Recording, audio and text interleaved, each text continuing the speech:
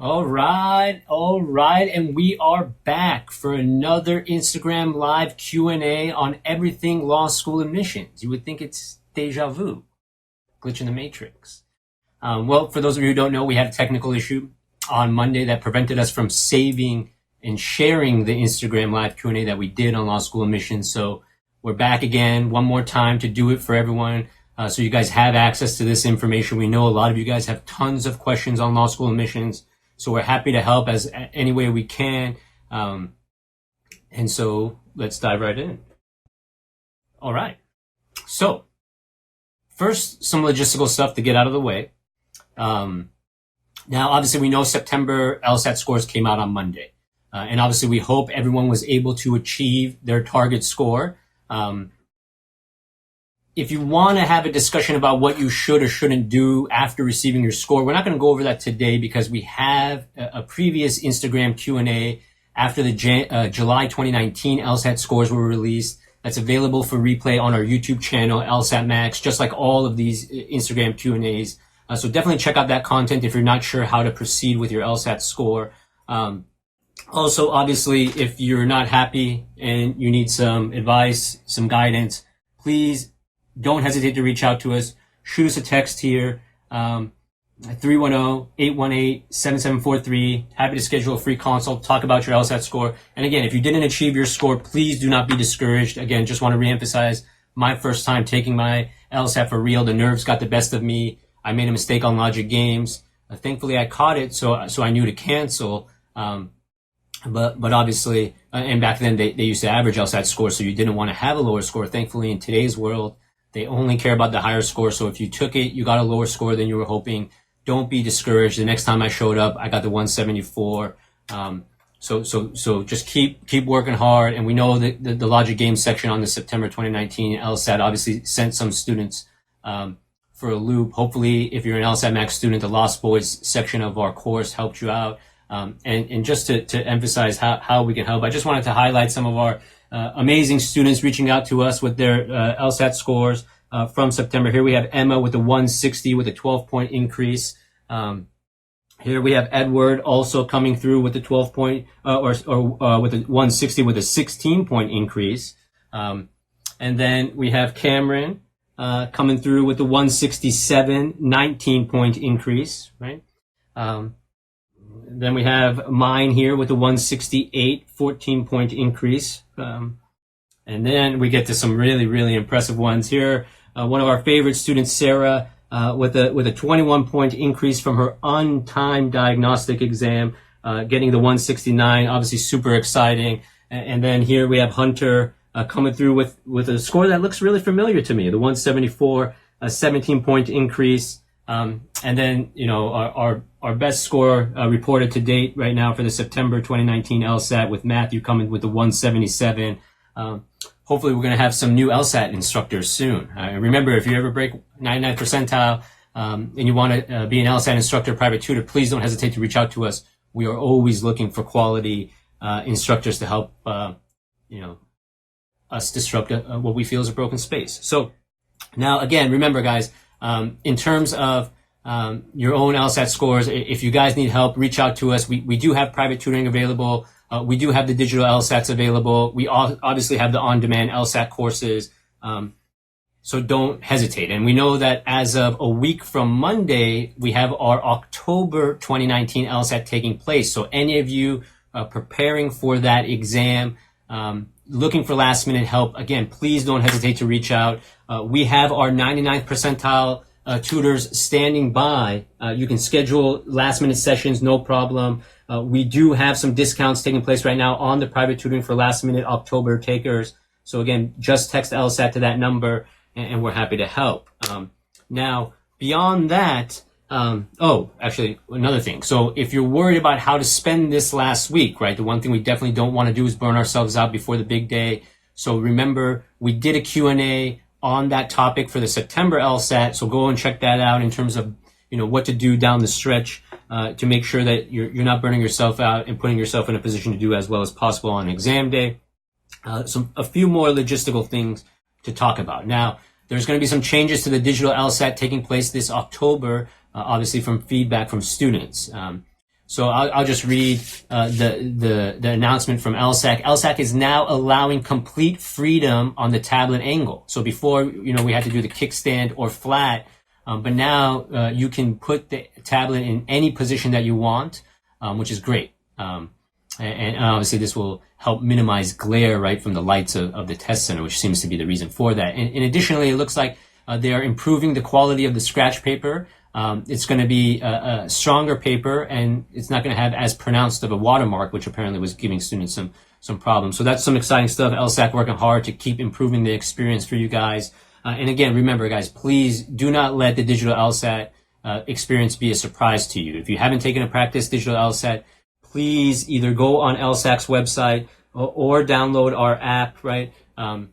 Again, this is what the app looks like. That second icon, free LSAT, is a free digital practice LSAT. You can take it on your iPad, you can take it on your Android tablet, and I'm thrilled to announce that it looks like as of this weekend, our online version's UI is going to match the digital LSAT as well.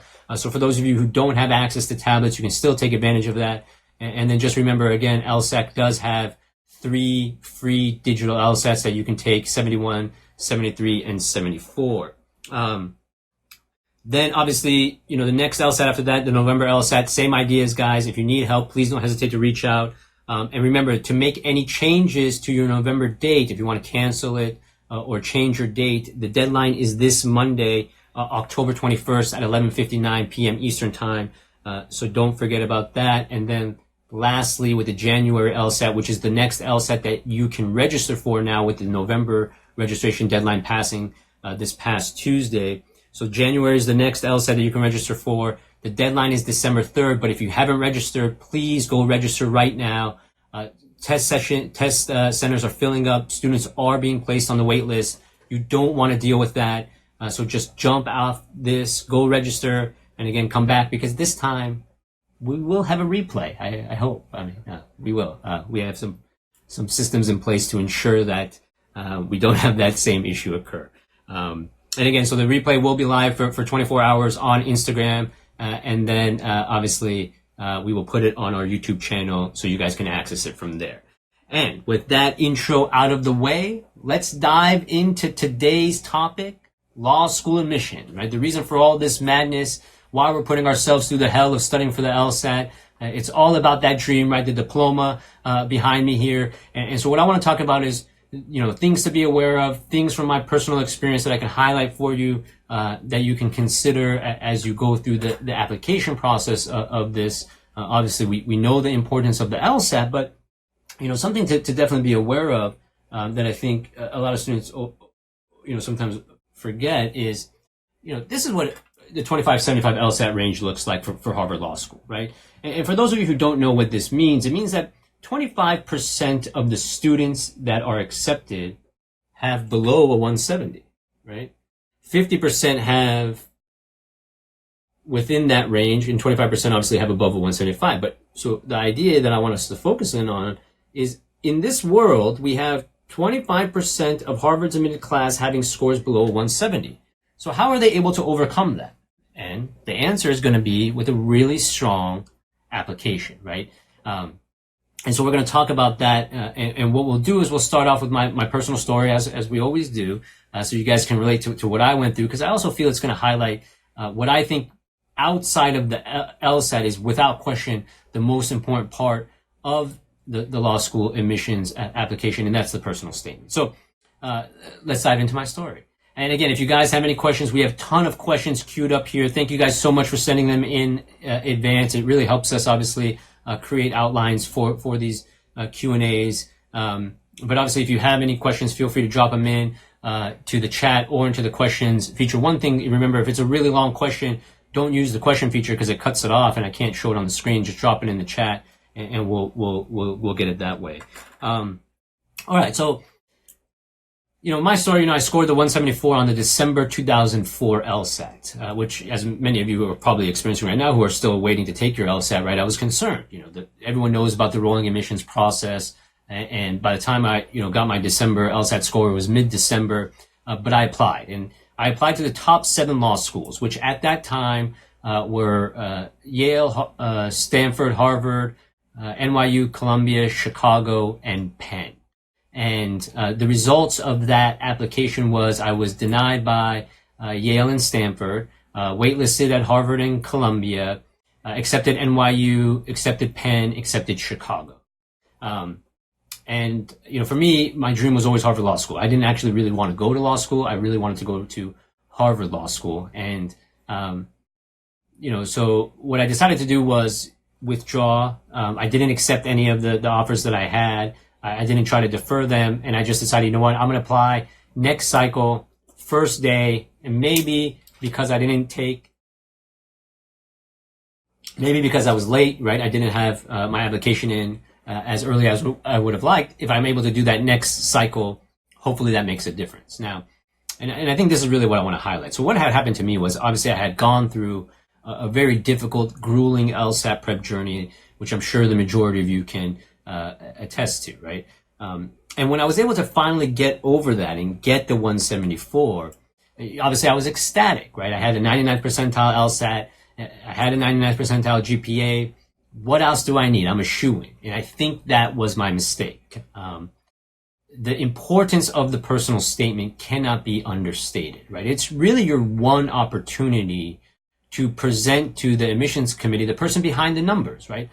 And everybody is unique, right? Every single person has a unique background. So it's really important that you're able to convey that in a memorable, meaningful way. And I think the issue that I had was because of my LSAT score and my GPA, I didn't take my personal statement as seriously. I also was struggling with it a lot, which I'm sure many of you are, because one, it's really hard to write about yourself. I mean, you don't get a lot of practice doing it. I think, for the vast majority of us, our previous experience with something similar would be our applications to get into undergraduate, which was 3-4 years ago. So I think it's natural. Obviously, people also don't like talking about themselves.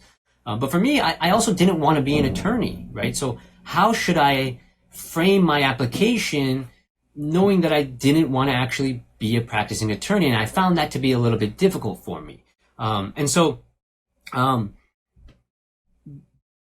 Me being an idiot, though, the next year, instead of taking a look at my personal statement, I had convinced myself it was the rolling admissions.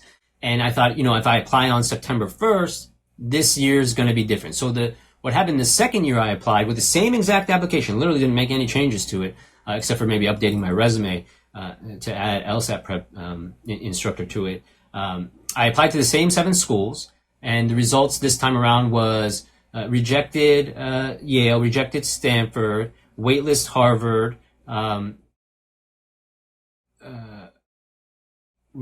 accepted NYU, rejected Penn, rejected Chicago, rejected Columbia. So you notice what happened was schools that had let me in the previous year, this time around, rejected me, obviously, because they probably thought this guy's not serious about coming here. We already accepted him.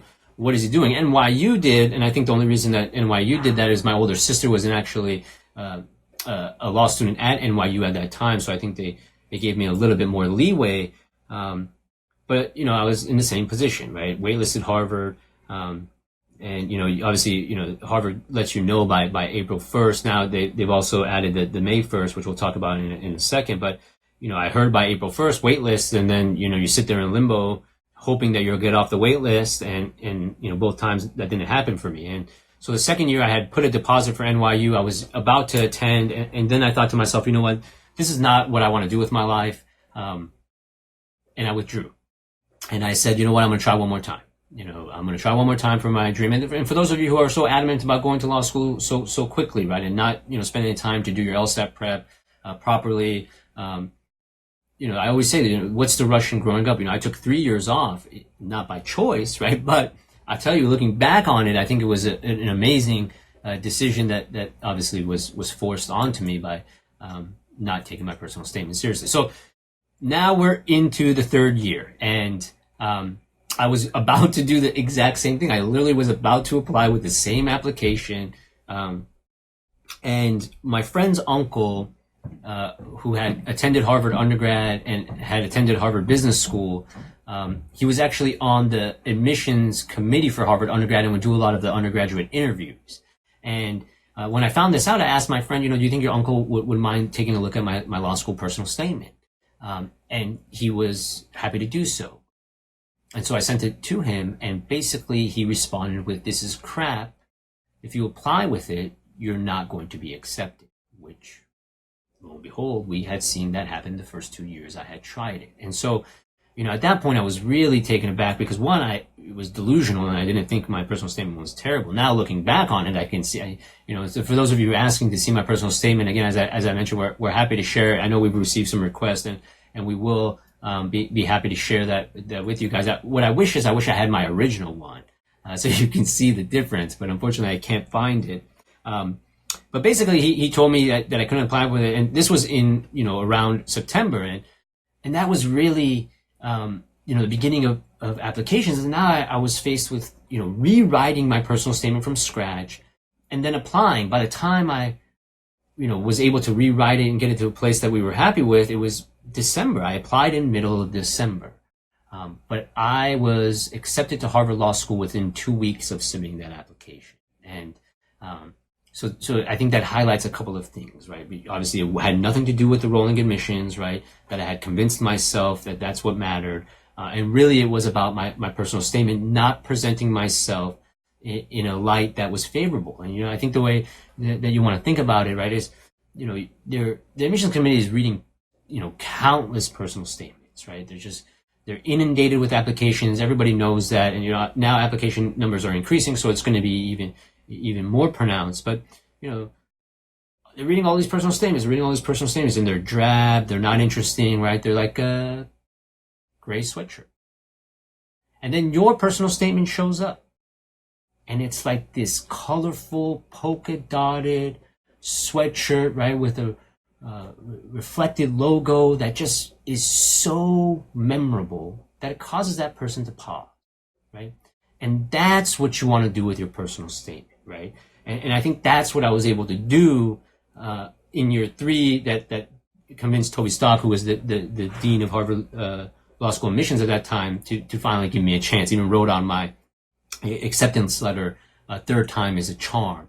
I hope that, now I've been able to make him proud of finally giving me a chance there. So, I think that story is a great place to start because it highlights a couple of things right now.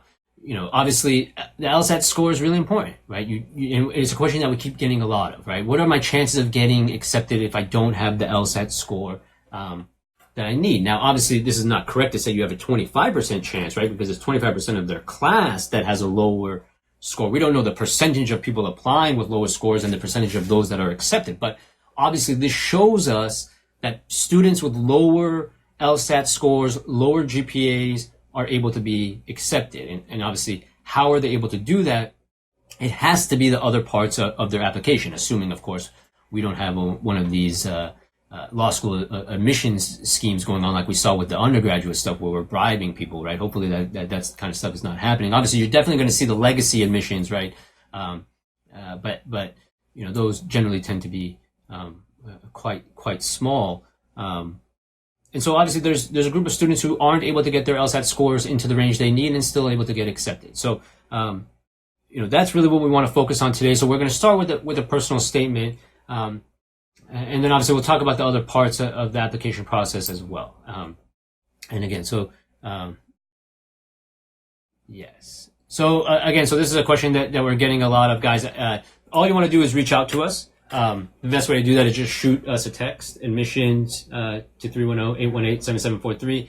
Obviously they're happy to chat with you about your law school applications, and then just mention to them, that you want to see my personal statement. Obviously, if you have a free LSATMax account, you have my cell phone number in the emails, right? Feel free to shoot a text out over to me directly. And obviously you can respond to any of those emails as well. So definitely happy to share that with you. And again, just to give you a sense of what I think, what changed with it was, I think the first 2 years, my personal statement, I was trying to pretend something I wasn't, this idea that, I wanted to be a practicing attorney. And my application, my personal statement the third year didn't really take that approach. What I did instead was the idea that as you prepare for the LSAT, you're obviously realizing this, that law students, lawyers, we're going to be critical thinkers, right? Lawyers, right? They challenge status quos, right? they question, the norms, right? And so that was really the theme that I tried to interweave into my personal statement with everything in my life, having, to do with critical thought, not accepting things as the way they are just because somebody tells you that. Which again, I think these are great things to go through life with. But and so I tied that into to a number of personal stories that I had that I thought were obviously relevant to that. And then that was the theme. Now as I look to my graduate school education, right? These things are happening in the world, and I want to continue to think differently and think critically and see how we can improve it, right? And so that was really the theme of my personal statement. And as you think about different themes, and stuff to have, which is another thing that we get a question all the time, and I think this is something to harp on, right? When we say be unique, right, and stand out, that doesn't mean you need to have some story that they've never heard before, right? The likelihood of you having a story that the admissions committee hasn't seen is slim to none, right? And so it's not about it being this story that people haven't heard before, or you coming enormous tragedy. There's plenty of people who have lived very fortunate lives, right? Haven't had those kind of obstacles, and still want to go to law school and have every right to do that as well. And so don't make it about this. I have to make up this story. It has to be something that they never heard before. I think it's, your story by definition is going to be unique. You are the only you that exists, right? We can have a, Dr. Seuss moment here if we wanted to, but it's really a true statement. And I think, so what you're trying to do is just convey what is already unique in a way that's memorable, right? And obviously, if you're thinking about things, that they probably want you to emphasize, or they're probably looking for in their student body, right, is obviously maturity, right, having a commitment to the study of law, whether it's the practice or not. I don't think is necessary, because some of these top schools have very flexible degrees, and you do see a lot of people going into politics, right, and other things, policy, obviously academics, right, whether it's teaching, and obviously you have the more traditional careers. And obviously, I think critical independent thinking is something that they're obviously looking for, being aware of the world outside of here, right, outside of our bubble, having an understanding, showing perspective, right. I think those are all great things to try to emphasize. Now, if you're struggling with the personal statement, and I think obviously, if you look at, I struggled with it, right. If it wasn't for my friend's uncle, I clearly wasn't doing what I was supposed to do, and I think it's natural, right. And so that's something to just think about, and we do have admissions consulting services that are available. So if you're finding it difficult to juggle LSAT prep with personal statement or your full application, we offer both. We have full application packages where they do everything, and we have just the personal statement critiques, right? So if you're looking for some advice, guidance on that, we do have law school admissions experts on staff who are happy to help if you're struggling with it. And obviously, I'm happy to share my information at no charge. It's just I'm not an admissions expert. And I know some of you guys are reaching out, asking me to read your personal statements. And listen, I'm happy to read it, but remember, when I was doing it on my own, I didn't get accepted. It was when I turned to somebody who knew what they were doing that made the difference for me. And so that's really something to think about as you go through your application process. So a great question here. So, I think a great transition into the concept of early decision. For those of you who don't know, early decision is this idea of you're applying to a school and saying that if that school accepts you, you are committing to attend. So to answer your question, it wouldn't be very ethical to apply to two schools early decision, because what would you do if they both accepted you, right? By definition, you would be breaking your word to one of the institutions, right? So I wouldn't recommend doing that.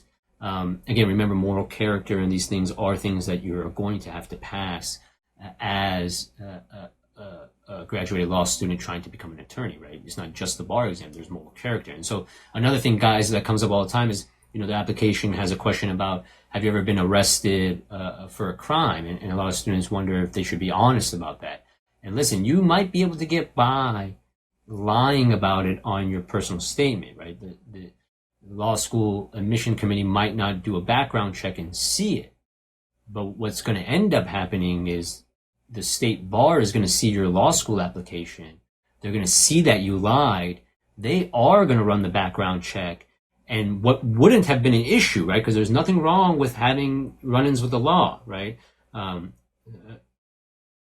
But there is, because the idea is that happened in the past, right? It's something that happened in the past and we can forgive, right? But you lying on your application is something that happened in the present, right? And they're going to hold that against you. So definitely try to be upright, forthright on your application process, right? Again, you can overcome things that you feel are going to be perceived in a negative light. And then obviously to answer, along with that question, do not, make commitments to schools that you cannot attend. How can I watch this? I'm assuming you mean after the fact. Again, it will be available for 24 hours on replay on our Instagram feed, and then we will get it live on YouTube for replay, as are all of our Q&As. And I think now this is number 8, and it's a ton of free, great content, whether it's on the digital LSAT prep strategies in general, logic games, sufficient and necessary, and then obviously law school admissions. And we're going to keep doing them. And I know we keep getting the requests for logical reasoning. And so my hope is next week, we will do a Q&A on logical reasoning right before we send our October takers out there to hopefully achieve their target scores. All right, so you're making some nice progress here.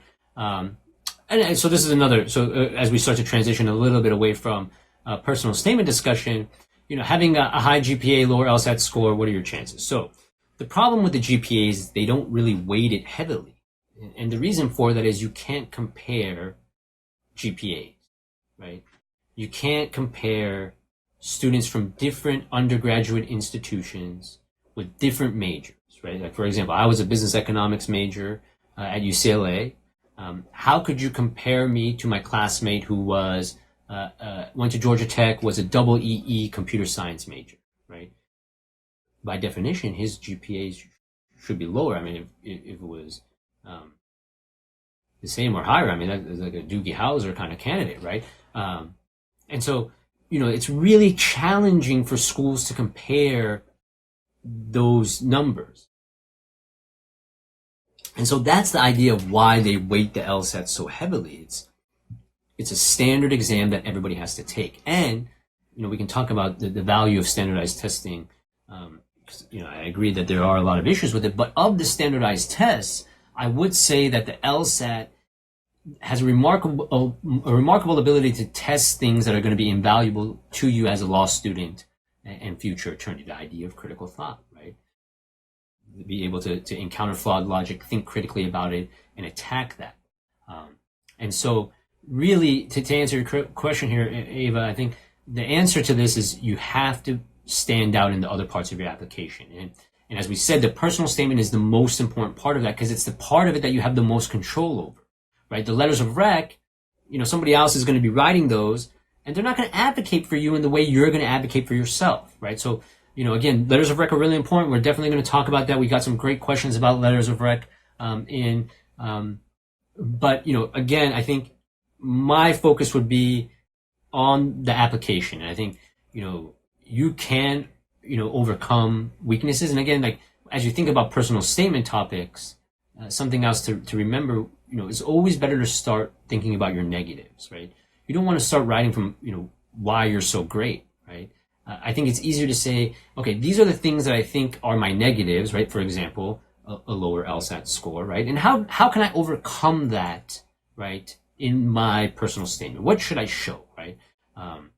Maybe it's the ability to show, your intellectual capacity in a different avenue, right?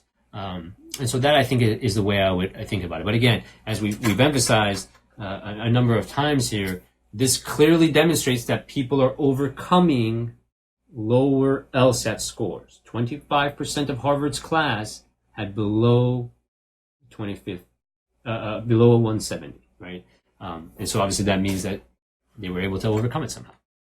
All right, so moving along here. So So this is a great question too that we get a lot. What majors do I think are most helpful in preparing for law school? So again, I don't think any major is really going to be helpful in preparing you for law school, other than the fact that any major that requires a lot of reading is obviously getting you ready for what you're going to be doing a lot of when you get to law school, or you should be doing, right? They assign a lot of reading. Obviously that's the idea of what they're testing on the reading portion of the exam. And so, I think, if you're obviously, you have exposure to that in undergrad, it's going to be beneficial. Like for me, business economics with a minor in accounting, I was not reading. And so, reading comprehension for the LSAT, took some getting used to. And obviously as I got to law school, it was a lot of reading. Thankfully they have case notes, cliff notes for cases, which is extremely helpful. And don't forget, guys, as you start to go to law school, we have an app called 1L, which is designed to help you do well in law school and get you ready for law school. And so definitely something to check out as you start to make that transition from LSAT to law school applications, and then obviously your first year, because remember, the first year grades are really important. And there's a tendency of, law professors to hide the ball, the idea of the case method, Socratic method. They don't come out and say negligence is duty, breach, causation, damages. They give you this amazing case from the 1800s that you read, and somewhere in that case it says that negligence is duty, breach, causation, damages. So obviously, I think having that foundation in place in an easy black letter law format will be invaluable to you.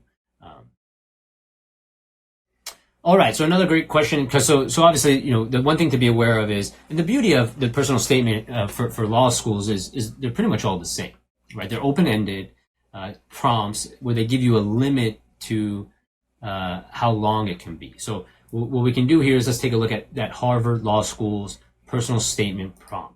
The personal statement provides an opportunity for you to present yourself, your background, your ideas, and your qualifications to the admissions committee. Please limit your statement to 2 pages using a minimum of 11-point font, 1-inch margins, and double spacing. So I remember actually when I was writing my personal statement getting really creative with the margins and the spacing to fit it into the 2 pages. So obviously they're aware that students do that, and that's why they have those requirements. But so here's the prompt. The personal statement is intended as an opportunity to give the admissions committee a better sense of who you are as a person and as a potential student and graduate of Harvard Law School. In many instances, applicants have used the personal statement to provide more context on how their experiences and strengths could make them valuable contributors to the Harvard and legal communities, to illuminate their intellectual background and interest, or to clarify or elaborate on other information in their application. Because applicants and their experiences differ, you are the best person to determine the context of your personal statement. So you see, it's a very open-ended prompt that basically tells you can figure out what you want to write about. And so, the good news is you're basically going to have one personal statement that you can use on all law school. So when you think about, should I invest in, personal statement critique or help with writing a personal statement, for us, we charge $1,000 for that. But you can use that for every law school. Now, the issue is if the law school requires an additional essay, like what we have here about the diversity essays, right? And obviously, like Yale is a great example. Yale has an additional essay that I remember having to write. Obviously, generally speaking, the additional essays have specific prompts, right? Because we have the open-ended personal statement prompt, but then the additional essays are going to be specific because they're going to be asking something very, very specific. All right, so continuing to move on here. LNOS, do law schools still get the average of the test? So again, I'm assuming, do they average LSAT scores? And the answer is no. They no longer average LSAT scores. They only consider your highest score. They'll see all of your scores, right? But they only care about your highest score. So if you took it in September, you didn't do as well as you would have liked. Again, remember my story, right? Even for me, the nerves got the best of me. It's completely natural. And, again, as we talked about, the September games were not easy. And if that, wasn't a section that you were strong on to begin with, I'm assuming the September exam did not go as you were hoping. Now, that's okay. right? The beauty of the LSAT now is we have plenty of opportunities to retake it. You know, obviously we can't register for October or November anymore, but those are available. Then we have January, February, March, April. And so now, you know, I think that's a great transition to a topic that we get all the time is what's the latest LSAT I can take to apply this cycle, right? And it really depends on the schools that you're interested in. And so what I want to talk about right now is because really it's about the January LSAT. Obviously, October and November, no problem. You're going to get your score back well in time to apply. And if you look, if you look at the November LSAT and January LSAT online, LSAT's not releasing when the scores are going to be released. It says to be determined, right? But if you look, I ran some calculations for you guys because, you know, I'm all about providing really, really valuable information. So if you look, the September LSAT took 23 days to be released. The October LSAT is also scheduled to be released in 23 days. So if that holds true for November, November scores are going to be out on December 18th or around that time. Now for January, 23 days from the January LSAT pushes us to February 5th, right? And so what's going to happen for you if a law school has a February 1st application deadline, you're going to have a problem if you're hoping to take the January LSAT as your only LSAT. And from what I see, the only LSAT in the top, the only law school that has a February 1st application deadline right now is Stanford. And so for Stanford aspirees, you won't be able to take the January LSAT and apply this cycle because their application cycle will most likely be closed by the time the LSAT score is released. Now, obviously, LSAT's trying harder to get these scores out faster, right? If you notice from the July score took 37 days, right? So we're already down 2 weeks faster in terms of September and October with 23 days. I would assume they're going to continue to try to get these scores back faster and faster. You know, one of the things we did talk about, though, I don't think you're ever going to see the world of the instant score like you do on some of these other computerized exams like GMAT and GRE. And the reason for that is LSAT does remove questions from scoring if there's an issue, right? Because, you know, the idea being the experimental section is where LSAT is testing future questions.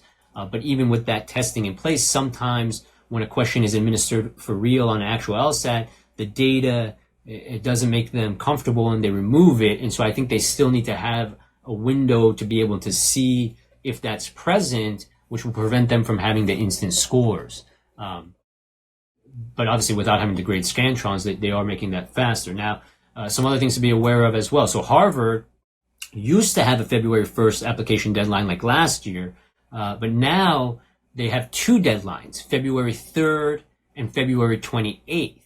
Now, obviously, again, assuming my calculation is right and the January LSAT score is released February 5th, you're not going to be able to apply before the February 3rd deadline. But that's okay. You'll still be able to apply before the February 28th deadline. And again, the only difference between those two deadlines is that if you apply by February 3rd, you get your answer by April 1st. Whereas if you apply by February 28th, you get your answer by May 1st. And again, remember, that answer, though, could be waitlist, which means it punts the decision down the road a bit. But you'll at least know accepted, denied, waitlist by those dates. And so that's something to be aware of, guys. As you start to wonder which LSATs can I take, check the application deadlines. And generally speaking, as you go down the rankings, the application deadlines are farther out, right? So if you look, as I jump down here, let's see, UCLA. Oh, sorry. Never mind. UCLA also has a February 1st application deadline. Oh, wow. Some of these California schools are not fans of the January LSAT. So again, Stanford, UC Berkeley, UCLA, all seem like they have February 1st application deadlines. So if you're thinking about applying to those schools, hopefully you register for the November LSAT. If not, looks like we might be taking a year off, which again, nothing wrong with that. Again, 3 years of your life, $200,000 of somebody's money, right? Why would you settle? All right, so let's keep going through these questions. Another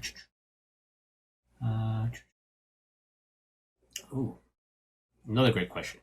How many law schools should one apply to? So again, remember, applying to law schools costs money, right? You have to pay application fees. Now, they do give application fee waivers. And so if you have any of those LSAC forums coming around your area, right, probably a good idea to attend. You can interact with the law schools at those, get a fee waiver. They actually do pass out fee waivers at those where you can apply for free. But remember, there is a cost to applying to law school. So just from that perspective, you probably don't want to apply to infinite number. Now, remember, for me, I literally applied to 7 schools, the top 7.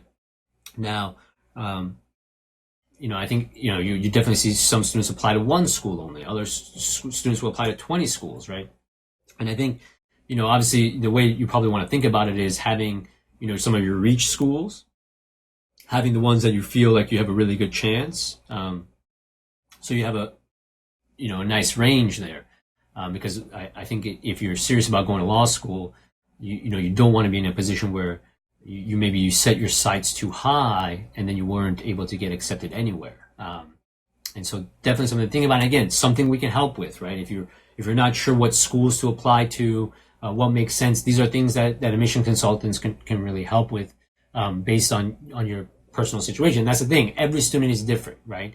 Everybody has different strengths, weaknesses. And so we are providing general information here that we hope is useful. But obviously remember, everybody has different scenarios that are present. And I think that's a nice transition to one of the topics, letters of recommendation.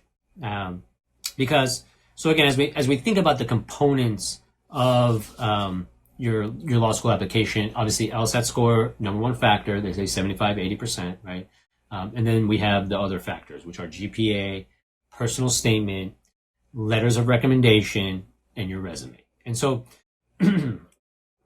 excuse me. This is what happens when you have to go twice in 1 week, right? I feel like now I understand what performers deal with. So, letters of rec. So the best person to get a letter of rec from, right, are people that know you the best, right? So we always get this question about, who should be my letter of rec? Should it be this famous person that's a family friend that doesn't really know me, or should it be my professor from undergrad who knows me really well? And obviously you should pick people who know you well, right?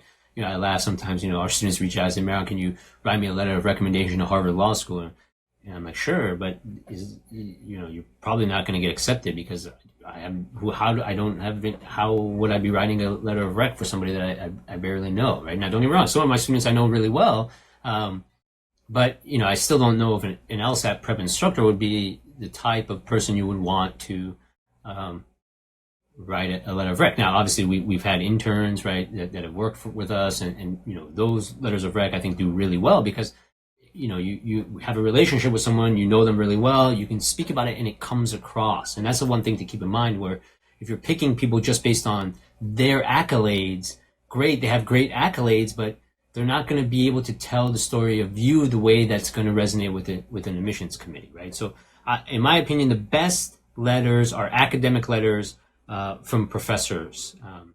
Now, a great question that we got, and let's see if anyone is having to show up here so I can drop it on the screen.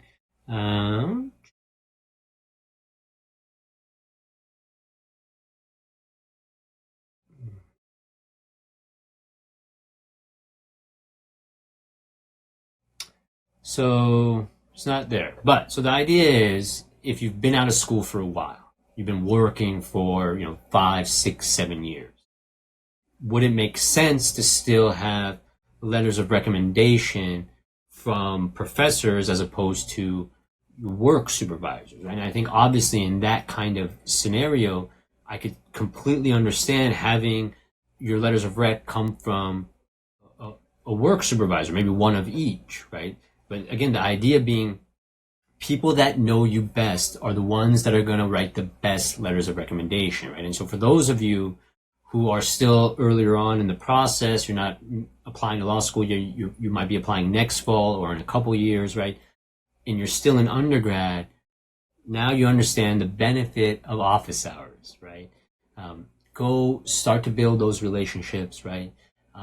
Let these professors get to know you so that when the time comes, right, and you go and you ask them for the letter of recommendation, they have something that they can speak about and speak about well, right?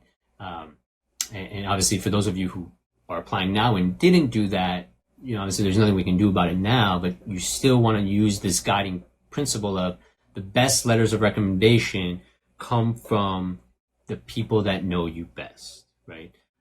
And so that is something I would consider. Now, a question coming here, should a family member write a letter of recommendation? Again, ideally, probably not, right? There's a bias that comes from that I'm sure the admissions committee is going to be well aware of, right? So I probably would avoid family members as my letters of recommendation. And so let's see if we had any other questions about that. Yeah, so here was the question that we received. For untraditional students, 7 years out of undergrad, should I get a letter of rec from a professor, a supervisor, CEO? The context was that she's working for a nonprofit, trying to work towards racial equity in tech. And so, yeah, I would 100% agree that getting a letter from a direct supervisor in that kind of a context makes tons of sense. And it even could make sense if you've been working while in undergrad, right? If you've had a job in undergrad, right, and you have a really good relationship with a direct supervisor, I think it makes complete sense to have one letter of rec from that supervisor, one letter of rec from the professor, right? So again, these are the things that I'm talking about. We're providing general information, right? But obviously every scenario is different. And so please, guys, if you're not sure how to approach something, we are here to help. Don't hesitate. Shoot us a text, and we can chat about it. So what can a professor write about in a letter of recommendation? So remember, one of the things that they're really interested to see is your ability to succeed in a rigorous academic environment, right? If you haven't seen Paper Chase, I would highly recommend watching it. Although, as someone who attended Harvard Law School, I can say that the story is nothing like Harvard Law School today, but it is still a fascinating film to watch. And there's a rumor that the professor in the movie, who's the total dickhead professor, is based off of Arthur Miller, who's Barmax's civil procedure lecturer. So, and if you download 1L, you can actually listen to Arthur Miller lecture on civil procedure, and he can't call on you. So you don't need to worry about dealing with what you see in Paper Chase, although I doubt that that's an accurate portrayal of how he was. Although, I will say the Socratic method is no joke. I had Elizabeth Warren for bankruptcy when I was a student at Harvard Law School, and you couldn't go 2 days without her calling on you. And, one of the benefits of my last name, I say one of them because going through life with my last name, you can imagine. But one of the amazing benefits was in law school, they generally call you Mr. or Mrs. last name, right? So because of my last name, I would never get called on in class because the professors didn't want to butcher it, with the exception of Elizabeth Warren, who didn't care how she pronounced it. She would assume that I knew that she was talking about me. So I remember that being quite the stark contrast. Let's keep going through these questions. Another thing, by the way, military supervisor, right? If you're in the military, first be aware, something we brought up in the last one, of our military scholarship that makes all of our courses half price, right? We're super, super proud of. Thank you so much for your service. If you're still preparing for the LSAT and you're looking for a low-cost LSAT prep course, do not hesitate. And then obviously talking about scholarships, our fee waiver scholarship makes LSATMax Premium completely free of charge. So if you are a fee waiver student and you are looking for help with LSAT prep, you can come take advantage of our resources at literally no cost. So please don't hesitate to reach out. Again, if you have any questions about that stuff, all you have to do is text the same number, but instead of putting admissions, just put LSAT, right? And so obviously, that the idea, if you've been in the military, it's a background that they love. So definitely make sure you talk about that. Getting letters of rec from a military supervisor, a phenomenal idea. So definitely take it something to be aware of. And so we've talked about letters of rec. We've talked about personal statement. The one thing that we want to talk about, and then we'll just dive into a rapid fire question and answer here down the stretch, is the resume, right? And the resume is obviously your chance to talk about what you've been doing. And the resume is an amazing opportunity if you do it properly to convey things that you then don't have to waste time talking about in your personal statement, right? And again, so like, you know what I'm talking about when you write your job resume and your bullet points, right? Writing those bullet points, you can do really effective stuff with the resume and save a lot of space, right? And save a lot of words on your personal statement by doing your resume the proper way. Some things to obviously talk about. Try to avoid the first person in your resume, and then, you know, as a general rule, I would avoid talking about any high school accolades unless truly extraordinary, because, you know, the hope is that between high school and you applying to law school, you've done some things that would be more impressive than the stuff that we did 4 years ago. So generally speaking, I would try to avoid any high school accolades. But obviously the resume, you know, you definitely want to spend time on it because of that ability to convey things about your record with your words in a way that obviously tells your story in a very impressive way. All right, so with that out of the way, let's dive through our remaining questions here. Oh, actually, one more thing. Public service announcement. Social media and what you post on social media can be considered by an admissions committee. And so I know that in today's world, we have a lot of oversharing taking place, right? There's absolutely no benefit to you of posting stuff to social media about your partying, right, or anything like that, right? You party, great, fantastic. I party, right? I didn't blast it all over social media, right? And so something to definitely keep in mind, you know, I can actually speak about this from a personal perspective where, you know, I have a cousin who's truly brilliant, and, you know, he was applying to medical schools, and you would argue that he didn't get accepted to schools that were of the caliber that he should have been accepted to. And you really can't point to anything in his academic record, right? And then so, you know, you start to wonder, is it social media? And, you know, I would really, really advise you guys, right? You know, don't forget, and forget about just for law school applications, for job prospects, right? You do not want to put things out into the public sphere using social media that will come back to haunt you. So definitely take advantage of that. So no, obviously if your social media account is private, I don't know that they would be able to access it, right?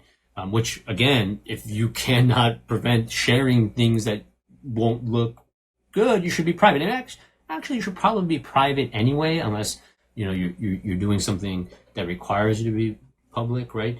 But yes, I think that if you're private, I doubt that they have connections where they can go and convince somebody at Facebook to show you know, their profile. And I'm assuming it would be also illegal. Not that stopped it before, but yeah, just a public service announcement.